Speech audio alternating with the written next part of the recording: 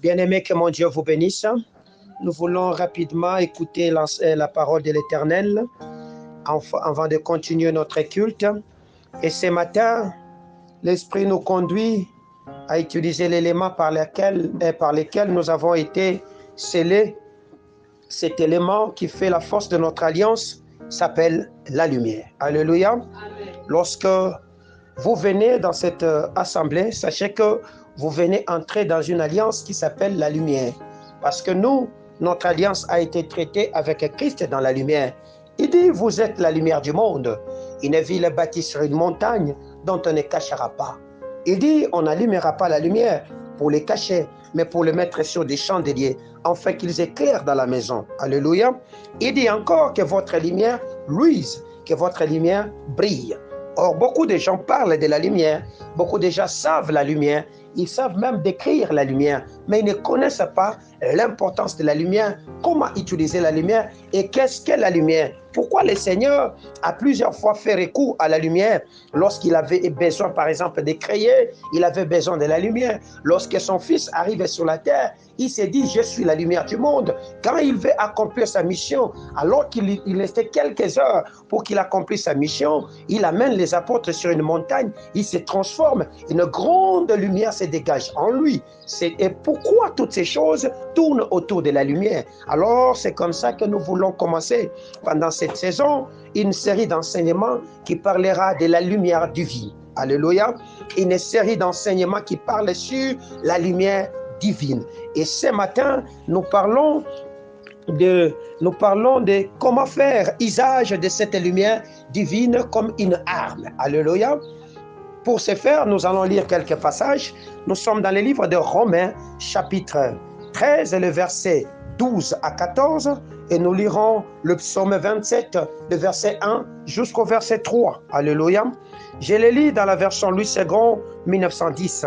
Romains, chapitre 13, le verset 12 à 14. Voici ce que la Bible me dit. La nuit est avancée, le jour approche. Dépouillons-nous donc des œuvres des ténèbres et revêtons les armes de la lumière. Marchons honnêtement, comme en plein jour, loin des excès et de l'ivrognerie, de la luxure et de l'impudicité, des querelles et des jalousies. Mais revêtez-vous du Seigneur Jésus. N'ayez pas soin de la chair pour en faire les convoitises. Alléluia. Psaume, chapitre 27, le verset 1 à 3. Voici ce que David est en train de dire dans ces psaumes. Psaume, chapitre 27, le verset 1 à 3. La parole de l'Éternel me dit ceci, toujours dans la version Louis II, 1910. L'Éternel est ma lumière et mon salut. De qui aurais-je crainte? L'Éternel est le soutien de ma vie. De qui aurais-je peur? Quand des méchants s'avancent contre moi pour dévorer ma chair, ce sont mes persécuteurs et mes ennemis qui chancellent et tombent. Si une armée campait contre moi, mon cœur n'aurait aucune crainte.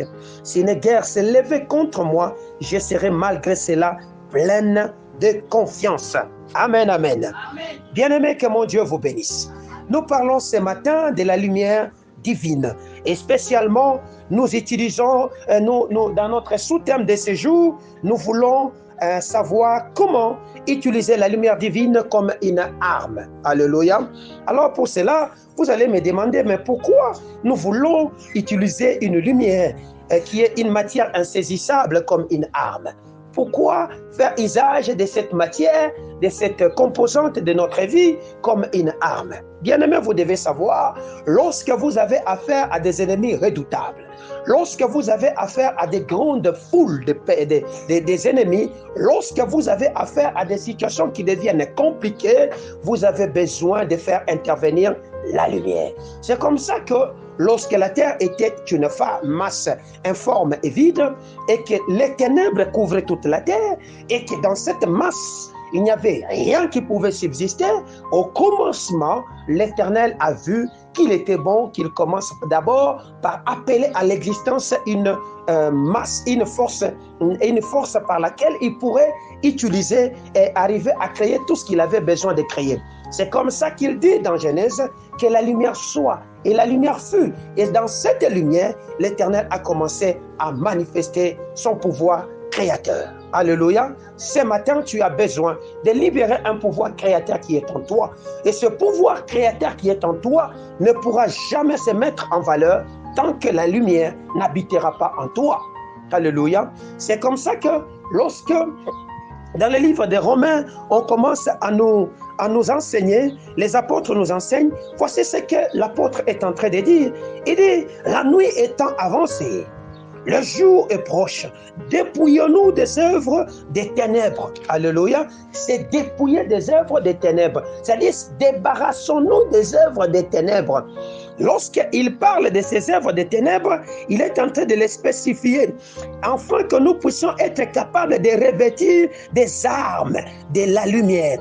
Il dit, dépouillons-nous des œuvres de quoi? Des ténèbres. Parmi les œuvres des ténèbres qu'il commence à détailler au verset 13e, il dit, marchons Il dit, marchons loin des excès et de l'ivrognerie, de la luxure, de l'impudicité, des querelles, des jalousies et de tout le reste. Alléluia.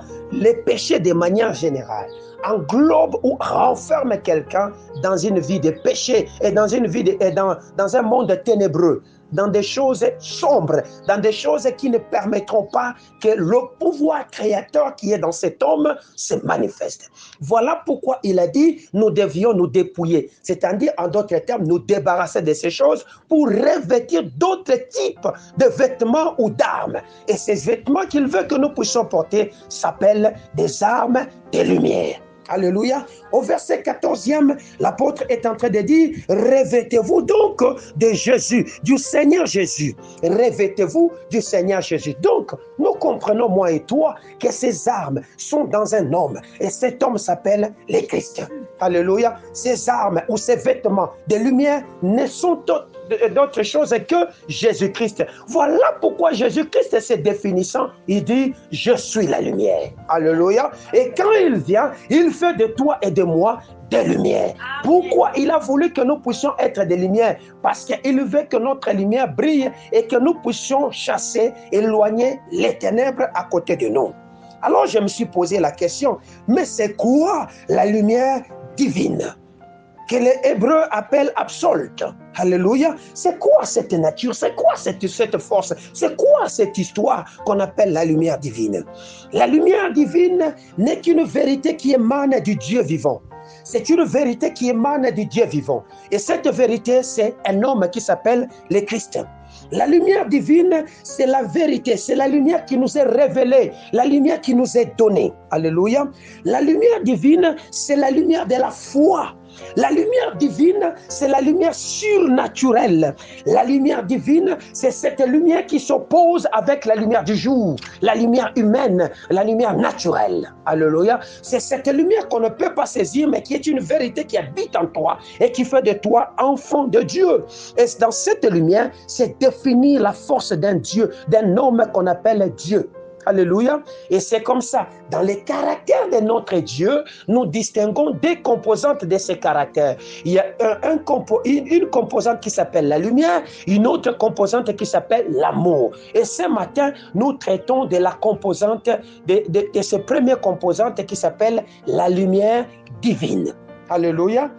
Pourquoi nous devons faire usage de cette lumière divine comme arme? C'est ça la question que je me pose. Pourquoi nous devions faire usage de cette lumière comme arme? Parce que, je l'ai dit, lorsque l'ennemi devient difficile à vaincre, lorsque l'ennemi devient redoutable, lorsque l'ennemi commence à utiliser des forces et commence à utiliser des forces qui sont non conventionnelles, nous utilisons une arme spécifique pour l'anéantir. Et cette arme spécifique que nous utilisons s'appelle la lumière. Voilà pourquoi David, comprenant ces choses, il dit ceci dans le psaume 27. Il dit, l'Éternel est ma lumière, alléluia, et mon salut. De qui aurais-je peur? De qui aurais-je crainte? Parce qu'il a l'arme la plus fatale en lui. L'arme de la délivrance, c'est la lumière. C'est comme ça David il décrivait ses dieux. Il dit, quand des méchants s'avancent contre moi pour dévorer ma chair, alléluia, ce sont mes persécuteurs et mes ennemis qui chancellent et tombent. La force qui les fait chanceler et la force qui les fait tomber s'appelle la lumière. À cause de cette lumière qui habite en lui, à cause de cette lumière qui est en lui, il est sans peur, sans crainte, parce qu'il sait que au jour, les forces qui viennent vers eux ne supporteront pas la capacité ou la puissance de cette lumière. Ils ne pourront que tomber. C'est comme ça qu'il dit, l'Éternel est ma lumière, il est mon salut. Est-ce que je me fais comprendre? Dieu nous a donné plusieurs armes que nous pouvions utiliser pour vaincre l'ennemi. Et parmi ces armes, il y a ce qu'on appelle la parole de Dieu. C'est une arme. Le nom de Jésus, c'est une arme. Le sang de Jésus, c'est une arme. Comment dirais-je? L'adoration, c'est une arme, mais la lumière est aussi une des armes la plus puissante que nous pouvons utiliser pour arriver à bout de notre ennemi. Quand doit-on utiliser la lumière comme arme? Comment doit-on utiliser la lumière comme arme divine? J'aimerais qu'on lise quelque chose ensemble avec vous. Nous sommes dans Job, chapitre 36, le verset 26 jusqu'au verset 32. Job, chapitre 36, le verset 26 au verset 32. Voici ce que la Bible, la parole de l'Éternel me dit au nom de Jésus. À partir du verset 26e. Dieu est grand, mais sa grandeur nous échappe. Le nombre de ses années est impénétrable. Il attire à lui les gouttes d'eau. Il les réduit en vapeur et forme la pluie. Les nuages les laissent couler et il la répand sur la foule des hommes. Qui comprendra le déchirement de la nuée, les fracas de sa tente? Voici, il étend autour de lui sa lumière. Il se cache jusque dans le profondeur de la mer. Par ses moyens, il juge le peuple. Il donne la nourriture avec abondance. Il prend la lumière dans sa main. Il la dirige sur ses adversaires. Il s'annonce par un grondement et les troupeaux pressante son approche. Alléluia. Vous comprenez avec moi comment Dieu utilise la lumière. La Bible dit, il prend la lumière dans sa main, il la dirige sur ses adversaires. Donc, à un moment donné, lorsqu'ils deviennent tellement nombreux autour de toi et que tu n'as pas d'autre moyen, tu as besoin de prendre la lumière, de la diriger contre ses ennemis là-bas. Alléluia. C'est comme ça qu'il dit encore. Il dit, il étend autour de lui sa lumière. Il étend autour de lui sa lumière. La lumière de notre Dieu est une arme extrêmement puissante que nous devions apprendre à utiliser. Car Dieu lui-même fait usage de sa lumière comme moyen de justice et de provision. Alléluia. Il donne la nourriture par la lumière. Il combat l'ennemi par la lumière. C'est comme ça que les biologistes ont compris la notion de la photosynthèse. Quand vous prenez votre maïs, vous le plantez dans les ténèbres, ça ne poussera jamais. Il a besoin qu'il y ait l'équilibre dans la photosynthèse afin que la plante puisse pousser. C'est comme ça que la lumière est apparue. Et par la lumière, toutes les créations ont commencé à exister. Toute la création a existé. Alléluia. La création végétale, la création humaine, je ne sais pas, toutes les formes de créatures qui devaient exister ont existé par la lumière. Là qu'il n'y a pas de lumière, il n'y a pas de vie. Là qu'il n'y a pas de lumière, il n'y a rien qui va se manifester. C'est vrai aujourd'hui. Tu traverses des moments de crise jusqu'à tel point que tu commences à manquer de quoi manger. Sache qu'il y a une manque, il y a ce qu'on appelle l'absence de la lumière quelque part qui fait qu'aujourd'hui, la nourriture qui devait pousser en abondance dans ta maison ne pousse pas. Tu as donc besoin de demander à l'Éternel, lui qui sait prendre la lumière, de les diriger contre tes ennemis, afin que l'abondance qu'il a dit à Job dans ses psaumes, dans ses livres, commence à faire quoi? À se manifester. Alléluia. Nous utilisons la lumière comme arme contre les ennemis, lorsqu'ils deviennent redoutables, têtus et nombreux, alléluia, c'est comme ça que cet homme de David a dit, l'Éternel est ma lumière et mon salut.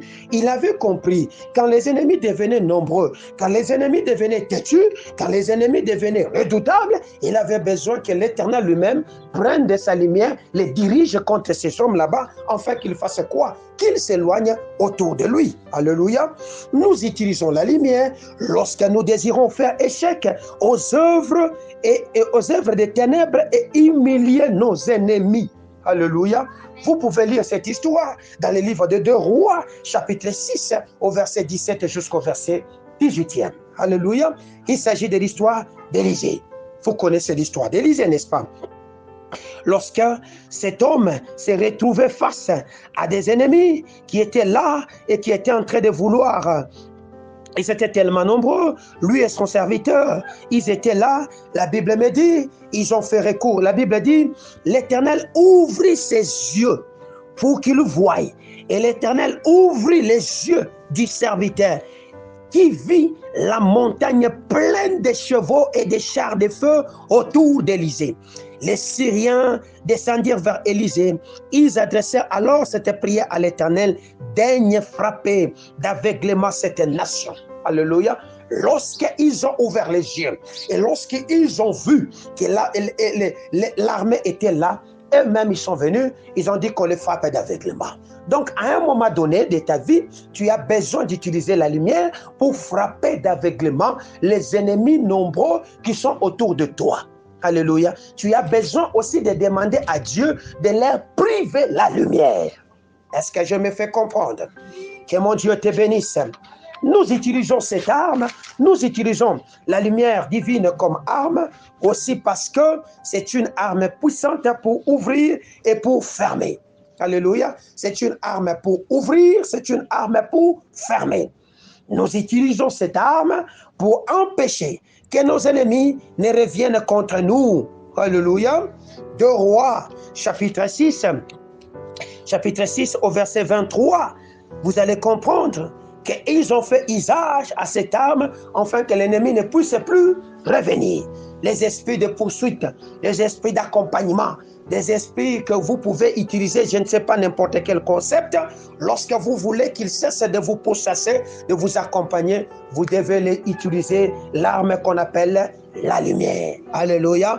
Nous utilisons encore la lumière parce que nous souhaitons faire échec à la mort. La Bible me dit dans Matthieu chapitre 4, le verset 16e, le peuple qui était assis dans la région et dans l'ombre de la mort s'est vu s'élever une grande lumière. Le peuple qui était assis là-bas s'appelait Nephtali et Zabulon. C'était un peuple qui avait manqué de force pour conquérir le territoire que l'Éternel leur avait donné. Ils ont commencé à cohabiter avec l'ennemi. Et on a commencé à appeler la région qu'ils habitaient, alors que c'était une belle région, une région luxuriante, une région riche. C'était devenu un carrefour de païens. Jusqu'à tel point, lorsque la prophétie d'Ésaïe 61 va s'accomplir avec l'arrivée de la grande lumière qui s'appelle Jésus-Christ, ce jour-là, ils n'ont pas seulement vu une lumière s'élever, mais ils ont vu aussi la mort, l'air lâcher prise. Et ces jours-là, Jésus quittant les territoires de Nazareth, allant dans la région de Capernaum, là qu'ils étaient, la prophétie s'accomplissait et le peuple était affranchi. Ils étaient alors libres de posséder pleinement le territoire qui leur a été donné. Sachez que la mort fait partie des œuvres des ténèbres et des puissances du monde des ténèbres. C'est comme ça que les gens qui ont fait expérience de la mort voient des hommes vêtus de noir, voient des puissances noires qui viennent pour les arracher la vie. Lorsque vous constatez ces choses, vous avez besoin de la lumière. Or, la mort, c'est quoi? La mort, c'est la cessation de la vie. Alléluia, de manière générale. Partout là où la vie a commencé à s'arrêter dans ton existence, que ce soit dans ton mariage, que ce soit dans ton travail, que ce soit dans tes études, dans la production intellectuelle, dans la production mentale et dans tout ce que tu as à faire, lorsque tu constates l'arrêt, lorsque tu constates que l'eau de la vie ne coule plus, tu as besoin de la lumière. C'est la lumière seule qui mettra fin à cette opposition. Voilà pourquoi, dans le psaume, le chapitre 104, le verset 2, la Bible Bible dit que notre Dieu s'enveloppe de la lumière comme d'un manteau et il étend les cieux. Alléluia. C'est David qui est en train de dire ces choses. Tu as donc besoin d'envelopper tes projets de lumière. Tu as donc besoin d'envelopper ton travail de lumière. Tu as donc besoin d'envelopper même ton dossier de lumière. Ça fait beaucoup de temps que ton dossier est en train de traîner dans les tiroirs parce qu'il n'y a pas une lumière qui est sur ce dossier. C'est comme ça qu'on ne sait pas le prendre et le mettre sur la table afin qu'il soit sur la partie signature et qu'on puisse le signer.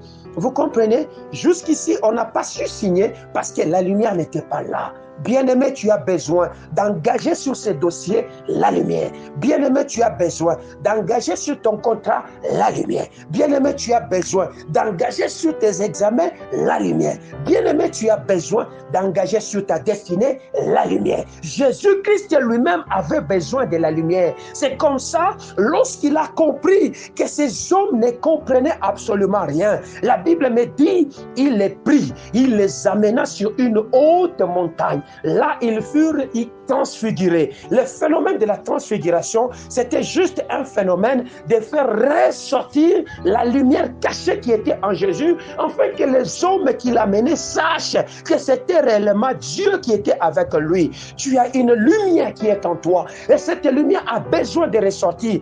Ça ne ressortira que lorsque tu demanderas à celui qui l'a mis en toi de le faire ressortir, n'est-ce pas cela? Et nous le demandons car lorsque nous nous approchons de lui, et lui nous communique sa lumière, et sa lumière entrant en nous, nous sommes transformés en d'autres créatures.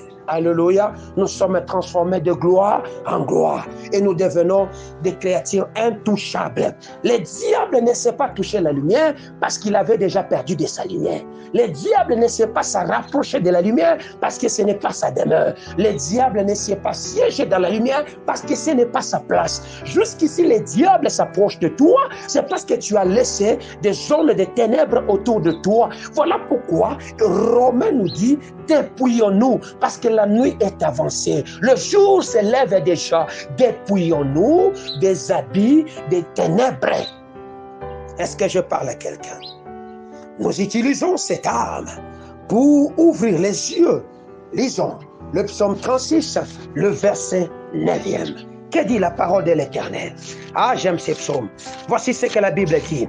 La Bible me dit au verset 9e, il se rassasie. Attendez. Psaume 36, oui. Psaume 36. Ici, c'est 10. Bon. Dans d'autres versets, c'est 9. Il dit au verset 10, je commence à partir du 9e dans ma version. Il se rassasie de l'abondance de ta maison et tu les abreuves autour de tes délices. Car auprès de toi est la source de vie. Et par ta lumière, nous voyons la lumière. Alléluia. Par ta lumière, nous voyons la lumière. Mais par quelle lumière? Cette lumière s'appelle Jésus. C'est par la lumière de Jésus que nous voyons la lumière. Quelle est cette lumière que Jésus donne? Voici les composantes de cette lumière. Les composantes de cette lumière sont décrites dans le psaume et dans Apocalypse chapitre 5. La Bible me dit dans le livre d'Apocalypse chapitre 5. Je veux que nous la lisons ensemble avec vous pour que vous puissiez comprendre. Alléluia. Apocalypse chapitre 5e. Permettez-moi, verset 12e. Au verset 12e. Il disait d'une voix forte, l'agneau qui a été immolé est digne de recevoir. L'agneau qui a été immolé est digne de recevoir la puissance, la richesse, la sagesse, la force, l'honneur, la gloire et la louange. Alléluia. Nous avons dit, par ta lumière, nous voyons la lumière. Cette lumière, c'est qui? C'est Jésus. Alléluia. Par la lumière de Jésus, nous voyons la lumière. Mais quelles sont ces lumières que nous voyons par la lumière de Jésus? Ces lumières qu'on met sur les 7 chandeliers, les lumières qu'on allume sur les 7 composantes des chandeliers, ne sont que ces lumières qu'on a décrites ici, que l'agneau a-t-on recevoir de toi? Parce qu'il les avait déjà placés en toi, parce qu'il les a déjà mis en toi. Parmi ces lumières, ces composantes de la lumière, nous avons la puissance, nous avons la richesse, nous avons la sagesse, nous avons la force, l'honneur, la gloire et la louange. C'est ce qui est contenu par la lumière que nous voyons, la lumière. Alléluia. C'est ce qui est contenu là-bas. Bien-aimé, lorsque le diable vient, il étouffe ces choses, afin que tu ne voies pas la gloire, afin que tu ne voies pas la puissance, afin que tu n'aies pas ces choses en toi. Il viendra étouffer ces choses. Il viendra comment dirais-je, les retenir, afin que tu ne sois pas capable d'accéder à ces choses là-bas. Voilà pourquoi, lorsque le Seigneur amène les gens dans l'île de Patmos, il les fait voir par la lumière les autres lumières. Lisons Apocalypse chapitre 4, à partir du verset 5e. Que dit la Bible? La Bible dit du trône où est assis l'agneau. Alléluia. Du trône sortent des éclairs de voix et des tonnerres. Alléluia. Du trône sortent quoi? Des éclairs de voix et des tonnerres. C'est-à-dire sortent des lumières. Du trône où est assis qui? L'agneau de Dieu. Alléluia. Ils sortent ces choses là-bas. Devant le trône brûlent 7 lampes ardentes qui sont les 7 esprits de Dieu. Devant le trône où nous voyons la lumière, il y a quoi? 7 esprits de Dieu qui sont les 7 lampes qui brillent devant le trône de Dieu. Est-ce que je me fais comprendre? Je vous ai lu ces composantes, non? Qui sont là parmi 7 composantes. Nous avons la puissance, nous avons la richesse, nous avons la sagesse, nous avons l'honneur, nous avons la louange et tout le reste. Alléluia. C'est-à-dire, lorsque tu t'approches de Dieu, tu es capable de voir ces éclairs-là. Alléluia. D'accéder à ces choses. Et quand tu accèdes à ces choses, c'est là que Paul commence à comprendre la dimension de la transformation. Et cette dimension de la transformation que Paul comprend, il dit, nous contemplons comme dans un miroir et nous sommes transformés de gloire en gloire. Alléluia. Or, la gloire n'est que une composante de la lumière. C'est-à-dire, nous dégageons des lumières en lumière. Plusieurs formes de lumière. Et ces formes de lumière, ce sont ces formes que je viens de vous décrire. Est-ce que je me fais comprendre? Tu ne combattras pas la pauvreté avec je ne sais pas, ton intelligence ou toute ta force physique, non. Tu combattras la pauvreté avec la composante qui s'appelle la lumière. Et dans la lumière, tu as besoin d'utiliser une puissance, une composante de cette lumière qui s'appelle la richesse. Alléluia. Cette richesse se révélant en toi, chassera les ténèbres de la pauvreté. La faiblesse partira avec la lumière de la puissance ou de la force qui se trouve en toi. Donc, nous chassons les œuvres des ténèbres avec la lumière. Alléluia. Est-ce que je me fais comprendre? Voilà pourquoi nous disons que nous utilisons cette composante, cet élément pour ouvrir les yeux. C'est ainsi que l'Éternel, Jésus-Christ, utilisant cette arme, va ouvrir les yeux de Bartimée. Alléluia, va ouvrir les yeux de Bartimée parce qu'il était en soi lui-même la lumière. Ces choses sont utilisées. Cette lumière divine est utilisée de manière efficace aussi pour combattre les ténèbres de l'ignorance par la diffusion de l'évangile. Lorsque nous diffusons l'évangile, nous sommes en train de briser la force de l'ignorance et nous sommes en train d'appeler la connaissance ou la sagesse qu'on installe. Vous pouvez lire ces choses dans Actes des Apôtres, chapitre 26a. J'aimerais qu'on la lise rapidement parce qu'il s'agit d'un enseignement. Nous sommes dans Actes des Apôtres, chapitre 26, verset 17 au verset 20e. Que dit la parole de l'Éternel dans la version Louis II, 1910? La Bible me dit ceci, à partir du verset 17e. « J'ai été choisi du milieu de ces peuples et du milieu des païens, vers qui je t'envoie, afin que tu leur ouvres les yeux, pour qu'ils passent des ténèbres à la lumière, de la puissance de Satan à Dieu, pour qu'ils reçoivent par la foi en moi le pardon des péchés et l'héritage avec le sanctifié. » Est-ce que je me fais comprendre? En conséquence, roi Agrippa, je n'ai point... En conséquence, roi Agrippa, je n'ai point résisté à la vision céleste, à celle de Damas d'abord, puis à Jérusalem, dans toute la Judée, chez les païens, j'ai prêché la repentance et la conversion à Dieu avec pratique d'œuvres dignes de la repentance. Est-ce que je me fais comprendre? L'Éternel nous dit qu'il nous a appelés enfin d'ouvrir les yeux des autres pour qu'ils passent des ténèbres à la lumière, de la puissance de Satan à Dieu, pour qu'ils reçoivent par la foi en Jésus-Christ le pardon des péchés et l'héritage avec le sanctifié. Notre héritage se trouve dans la lumière et nous le recevons par la lumière et que rien que par la lumière. Voilà pourquoi cette arme est utilisée afin de répandre la bonne nouvelle et de combattre l'ignorance. Cette arme est utilisée encore pour combattre les forces occultes et paralyser les forces de la nuit. Paralyser les forces de la nuit. Alléluia. La nuit a des forces. La nuit a des puissances. Voilà pourquoi tu as besoin d'utiliser cette arme. C'est comme ça que Job, dans Job 38, le verset 12 jusqu'au verset 15e, il explique ces choses. Il était en train de comprendre que la lumière était une arme extrêmement puissante. Qu'est-ce que la parole de l'Éternel dit? Au verset 12e, la Bible dit, depuis que tu existes, as-tu commandé au matin? As-tu montré sa place à l'horreur pour qu'elle saisisse les extrémités de la terre, pour que les méchants en soient secoués, pour que la terre se transforme comme l'argile qui reçoit une empreinte, qu'elle soit pareille comme d'un vêtement? Alléluia. Pour que le méchant soit privé de leur lumière. Alléluia. Pour que les méchants soient privés de leur lumière et que le bras qui s'élève soit brisé. C'est Dieu qui posait ces questions à Job. N'est-ce pas cela? Bien-aimés, vous allez comprendre que c'est Dieu qui met la limite. Il met la limite entre toi et les ténèbres par la lumière. Il met la différence entre toi et les autres par la lumière.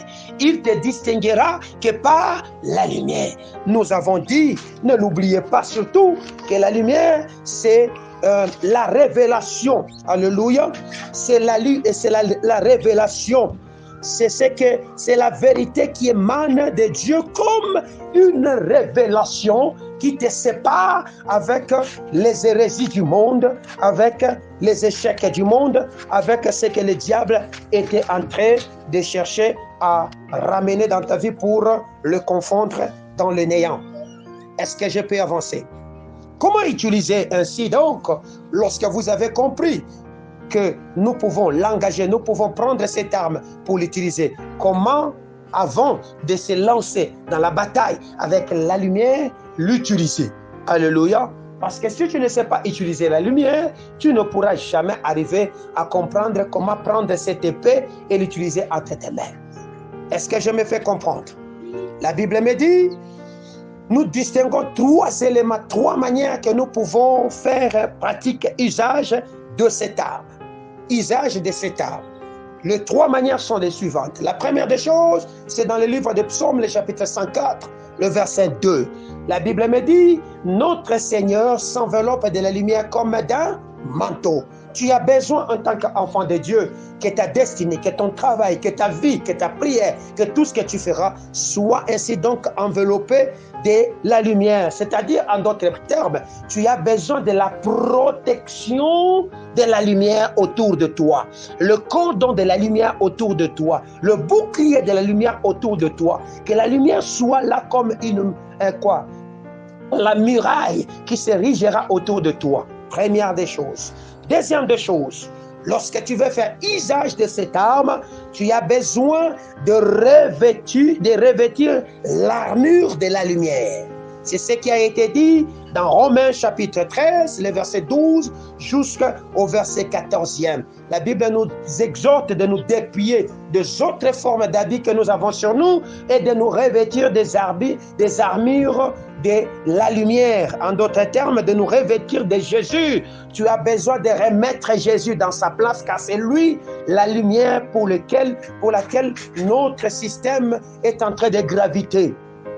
La terre tourne autour du soleil, mais nous nous tournons autour de Jésus. La terre tourne autour du soleil, mais nous nous tournons autour de Jésus. Et lorsque nous sommes autour de Jésus, nous sommes rayonnants de sa gloire, car nous ne sommes que des filtres qui font passer la grande lumière qui s'appelle le Christ.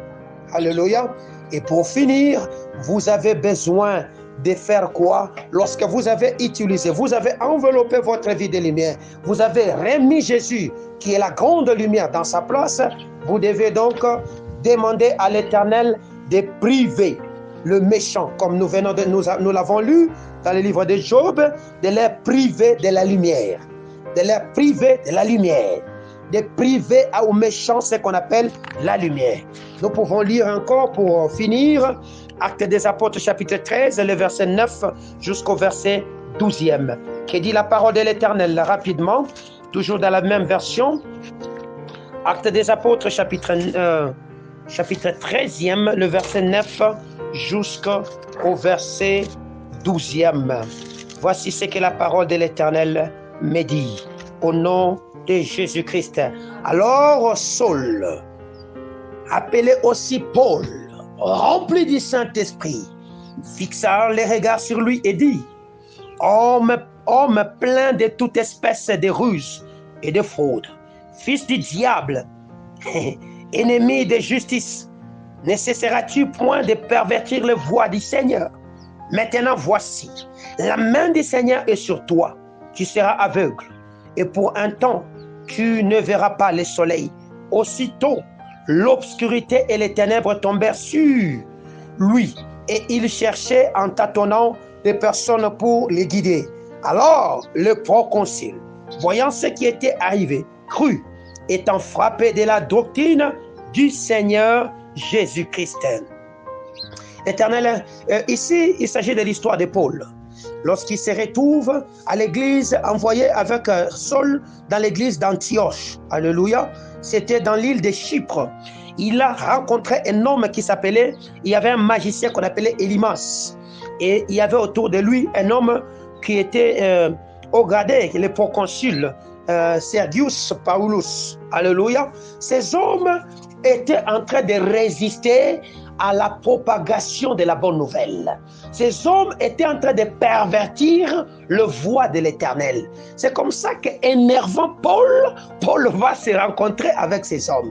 La Bible me dit, rempli de l'esprit, Paul les fixa. Rempli de l'esprit. Donc, pour exercer, pour commander, pour faire usage de la lumière, tu as besoin d'être rempli de l'Esprit Saint. Sans le Saint-Esprit, tu peux dire, je te prive de la lumière, ça n'arrivera pas, ça n'aura pas lieu. Ici, nous voyons clairement les conditions ou la condition où Paul a fait usage de cette arme qu'on appelle la lumière. Il était d'abord rempli du Saint-Esprit. La Bible me dit, ne vous enivrez pas du vin, mais en tout temps, soyez remplis de l'Esprit. Lorsque tu seras rempli du Saint-Esprit, tu vas comprendre en réalité que dans le siècle que moi et toi nous nous retrouvons, l'esprit de lumière que nous devons utiliser s'incarne dans notre Dieu que nous avons dans ce siècle qui s'appelle comment? Le Saint-Esprit. Alléluia. Donc, pour conclure, je peux dire que l'esprit de la lumière ou la lumière divine qui nous est conduit, qui nous est dirigé, que le Seigneur prend pour chasser les ennemis s'appelle le Saint-Esprit. Alléluia, que Jésus nous a laissé. C'est cet esprit de lumière qui a travaillé qui est celui qu'on appelle Christ, Jésus. Jésus, avant de partir, il nous l'a légué, il nous a lâché cet esprit. Et nous l'avons en nous. Et lorsque nous avons en lui, il n'a pas besoin de rester là en train de perdre son autorité. Il a besoin de grandir en toi. Lorsqu'il grandit en toi, ton auréole de puissance aussi s'agrandit. Et s'agrandissant, tu seras capable de menacer et de chasser les ténèbres. C'est comme ça que Paul, voulant permettre à ce que l'évangile aille de mieux en mieux, il a compris que ces deux messieurs sont en train de constituer un frein au progrès de l'œuvre du Seigneur. Qu'est-ce qu'il faut faire? Il décrit d'abord la catégorie sur laquelle cette puissante arme doit être exercée. Cette catégorie de personnes, ce sont des qui? Des hommes, c'est qui? Ce sont des hommes ce sont des hommes de ruse. Alléluia. Ce sont des hommes de fraude. Lorsque tu es en face des hommes de ruse, des hommes de fraude, tu es en face des fils du diable. Tu es en face des ennemis de la justice. Tu es en face des hommes qui sont là pour pervertir le voie du Seigneur. Tu peux utiliser cette arme. Alléluia. Tu peux utiliser cette arme. La ruse, c'est cette manière que quelqu'un utilise, se cachant pour chercher à te détruire. Alléluia. Il ne montre pas la face, mais il se cache. Il s'est fait passer pour un bon alors que c'est un mauvais. Pour découvrir une telle personne, tu as besoin de la lumière. Alléluia. Sinon, tu ne comprendras pas. Tu peux dire, c'est ma soeur, n'est-ce pas qu'il m'aime? N'est-ce pas qu'elle m'aime? Elle est là, elle est venue pour ceci et consort, alors qu'elle utilise une forme de ruse. Elle est là comme un serpent en train de fouiner autour de toi pour chercher à te détruire. Tu ne le sauras pas aussi longtemps que tu n'as pas besoin, tu n'as pas de lumière autour de toi. La ruse est parmi les armes que les sorciers utilisent. La ruse est parmi les armes que les occultistes utilisent. La ruse est parmi les armes que les hommes des mensonges utilisent à chaque instant. Que ce soit au travail, que ce soit dans la maison, dans des quartiers, nous avons des hommes comme ceci. Alléluia. Alors, lorsque tu as difficulté à constater celui qui est en train de chercher à te faire du mal et que tu crois que c'est lui, tu commences à avoir des doutes, demande la clairvoyance de l'esprit, que le Seigneur t'illumine par son esprit pour que tu fasses quoi? Tu le vois. Est-ce que je parle bien? Lorsque la fraude commence à se faire entrer, c'est-à-dire quelqu'un est en train de tricher, vous voyez, tu as besoin de quoi? De la lumière. Voilà pourquoi on met des postes de péage, on met des caméras, parce qu'on a besoin de voir pour attraper des voleurs. Le fraudeur, ce sont des voleurs. Ce sont des gens qui sont en train de vous voler sans que vous ne puissiez comprendre. Ils sont en train de prendre des choses dans votre destinée sans que vous n'ayez à comprendre. Et pour cela, vous avez besoin d'installer des caméras. Et notre meilleure caméra que nous pouvons installer s'appelle comment? La lumière divine. Est-ce que je parle bien?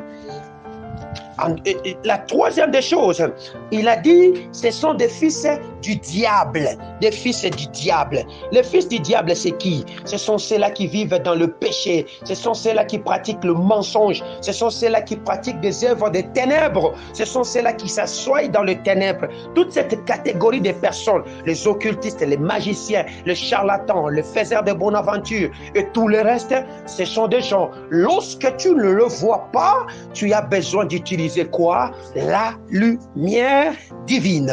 Est-ce que je parle bien?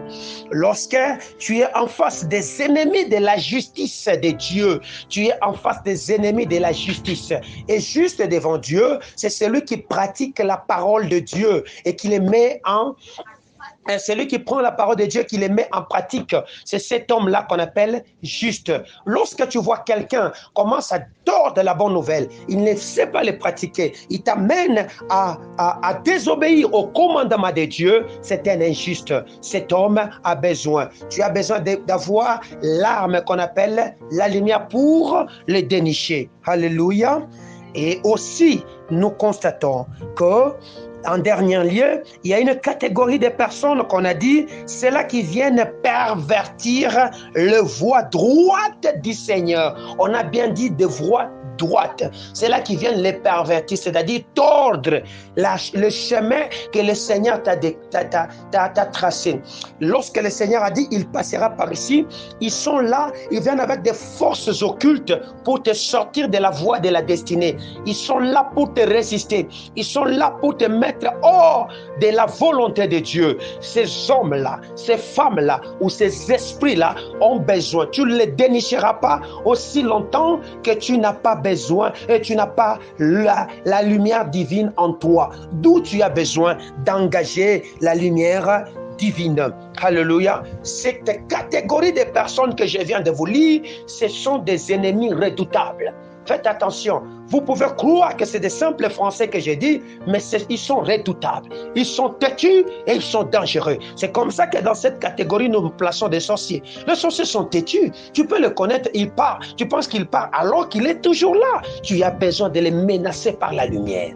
parce qu'il n'y a pas de lien entre nous et les ténèbres. C'est ainsi que le Seigneur, parlant par la bouche de Paul, va dire, il va lever, il dit, mais voici, la main du Seigneur est sur toi.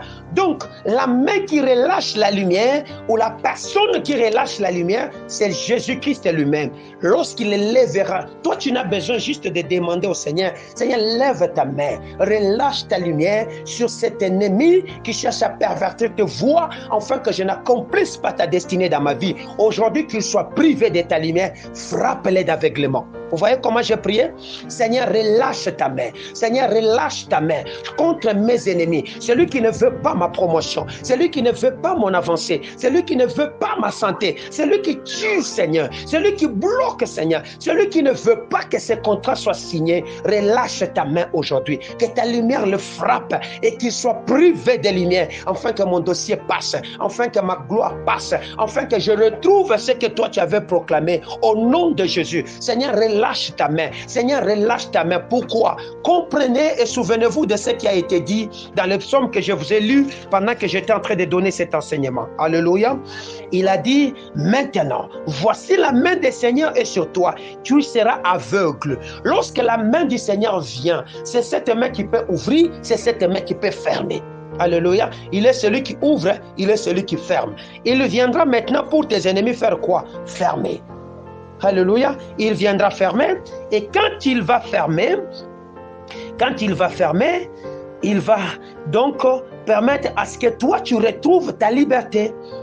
La Bible dit, aussitôt l'obscurité et les ténèbres tombèrent sur lui, il cherchait en tâtonnant des personnes pour s'agripper. C'est ainsi que le proconsul qu'on appelait Sergius Paulus, le proconsul Sergius Paulus a cru de la doctrine de Dieu. Il y a d'autres personnes qui ne croiront que lorsqu'ils seront frappés. Qui les frappe. Alléluia. Lorsqu'ils seront frappés, ils verront réellement ça. Non, ça c'est le doigt de Dieu. Il y avait un homme qu'on appelait Pharaon. Il a cru quand il a vu la main de Dieu. Il a vu ce que la main de Dieu pouvait faire. C'est dans la main de Dieu qu'il y a la lumière. Et il peut les diriger contre nos ennemis. Nous l'avons lu dans les psaumes, n'est-ce pas? Il peut diriger sa lumière pour qu'il y ait la nourriture. Il peut diriger sa lumière pour détruire nos ennemis. Que mon Dieu vous bénisse. Nous avons parlé de la lumière divine. Et nous avons dit comment utiliser cette arme, cet élément comme arme, afin de vaincre des ennemis redoutables de notre destinée. Alors, cette semaine, nous allons prier avec cet élément. Nous allons demander au Seigneur, souvenez-vous, pour l'utiliser, vous avez besoin de vous entourer de la lumière, de demander que la lumière vienne dans votre corps et de priver à vos ennemis cette lumière. Ainsi donc, vous pouvez maintenant engager la bataille, afin que le Seigneur puisse mettre fin au règne des ténèbres. La Bible me dit que les ténèbres ne régneront pas toujours dans le pays où il y a maintenant des angoisses. Le peuple qui était assis dans le pays de l'ombre de la mort voyait une grande lumière s'élever. Bien-aimé, tu as besoin de voir Jésus s'élever dans ta destinée. Tu as besoin de voir le Seigneur s'élever dans ton travail. Tu as besoin de la grande lumière qui mettra la séparation entre toi et le ténèbre. Tu as besoin de la grande lumière dans ton dossier. Et lorsque cette lumière arrive, le bonheur va apparaître. Est-ce que je suis ensemble avec toi? Acclamons Jésus. Que mon Dieu vous bénisse.